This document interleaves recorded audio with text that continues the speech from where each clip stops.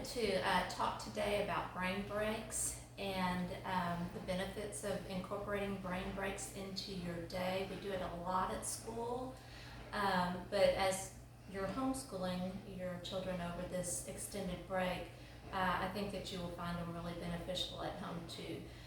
When a child or a student is introduced to a new concept, it's really important that their brain, that they're calm and focused, and doing some kind of brain break before introducing a new topic or a new concept would be really beneficial.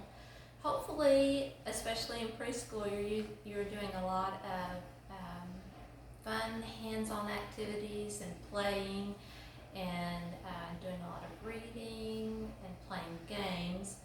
But even like pre-K, as your child is preparing for kindergarten, next year, it really might be beneficial to incorporate some more activities that require attention to task and some focus and gaining some stamina by sticking to an assignment. So this is where brain breaks would be really helpful. Usually preschoolers can work like 5 to 10 minutes on a sustained activity, and at that point you might want to introduce a brain break. Also, it's really important just to kind of keep an eye open for restlessness or struggling to pay attention or frustration. It's really good if you can intervene before those get out of control. So usually your brain breaks are just like 3 to 5 minutes. They can either be a stimulating activity or a quieting activity. So I'm just going to go over several active brain breaks and several relaxing brain breaks that you might find useful. The active ones, exercise increases the blood flow to the brain, so that's really good to do some kind of exercise before a more academic activity. And dancing or freeze dancing, where you are dancing and then stop the music and you have to freeze while the music is not playing. That's easy, it's fun. Just jumping or running in place, those are really great ways to restart the brain. In the classroom, I do a lot of counting during that time, so it's a good chance to practice counting, and we do Spanish counting also during that time, so that's good. This isn't real active, but like rock, paper, scissors is a great brain break too. And another one I have down is making snow angels on the floor. I think this is a really good sensory. Some of my kids in the classroom, I notice, really like to just lay on the carpet, and I recognize that is a sensory thing for them, and so I think making snow angels on the floor would also provide some sensory input that would be beneficial. So some relaxing and quiet activities, and you actually might find that the more active activities are too stimulating, they're overstimulating for your child, and they might have a hard time calming down for the task that you have for them next. So you might find the relaxing, quiet activities, brain breaks, more helpful. And this is one, I meant to take my earrings off. This is one I do a lot in class, and it's ear rolling, where you start at this point of your ear and you unroll your earlobe all the way around, and then you tug and you pull back and forth, and you do it again. You start up at the top, and you do this about 3 times, and that's a really great one. Breathing, we talk about breathing a lot in the classroom.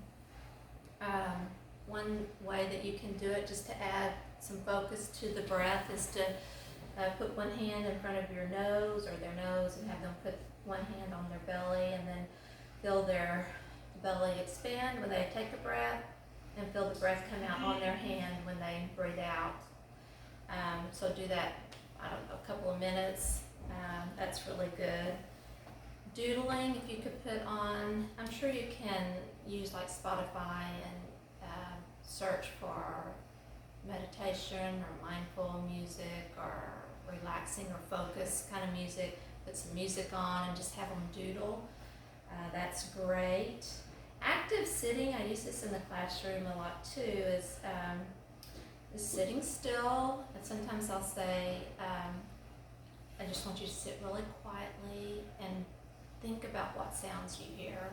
Don't say anything, just think about what you hear, and then after a couple of minutes you can talk about it. But just giving them some purpose for sitting quietly is great. Silly putty or Play-Doh is awesome. And here's another one I had thought of until I was doing some research, is having a crunchy snack that also provides some sensory input. So like carrots or something like that, sitting quietly and eating carrots or having a snack break is good. Another thing that I think is really helpful, especially for these kids going into kindergarten, and you can use these for your elementary school kids too, but just being able to interrupt an activity and then do a brain break and then go back to it. Some kids, it's really hard to stop an activity even if they're really frustrated. So I think just practicing interrupting an activity, doing a brain break, and then finishing it is a really good skill to have. And last thing I wanted to mention was that I talk through this in the classroom. I let the kids know what I'm doing, that we're going to take a break. I don't necessarily use the words brain break, but I do say we're restarting the brain a lot. If you can help them understand what the purpose of the activity is, I think it's something that they will begin to incorporate themselves. They'll self-regulate, even talk about the feelings that they might be having before the brain break. Like sometimes in class I say, oh, my chest is getting tight, I'm feeling frustrated, it's hard to breathe deeply. Just point out what they might be feeling, point out how the brain break will help, and then talk about how they feel after it.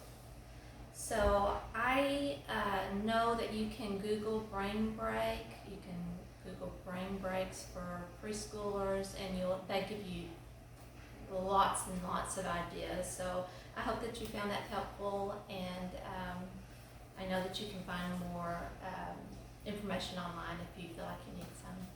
Thank you.